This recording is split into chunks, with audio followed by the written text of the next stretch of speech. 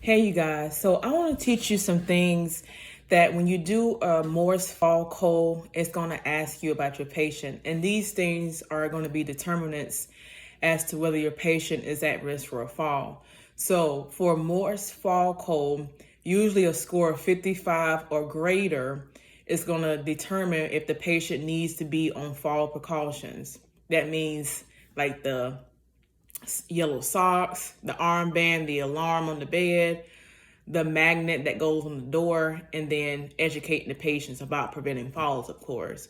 So some of these things that are included is the first thing is we want to know, is there a history of falls?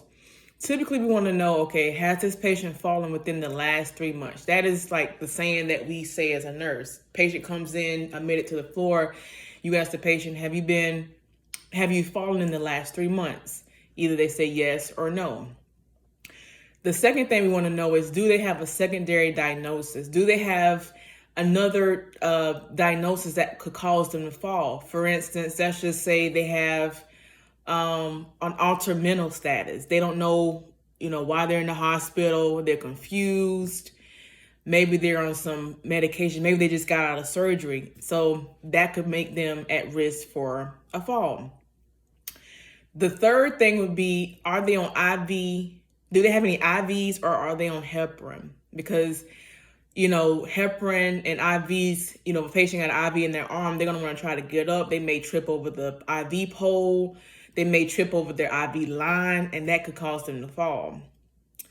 The fourth thing is going to be their gait. How are they walking? A lot of times you see patients in the hospitals who come in with like BKAs or below the knee amputations. And so because of that, usually the drop down box will say, maybe that person is weak, maybe they have an impairment. Well, if a person is missing a leg, they're going to be more at risk for falling. So we want to know what their gait is. And then lastly, we want to know, what is their orientation status? What is their mental status? Are they alert? Are they confused?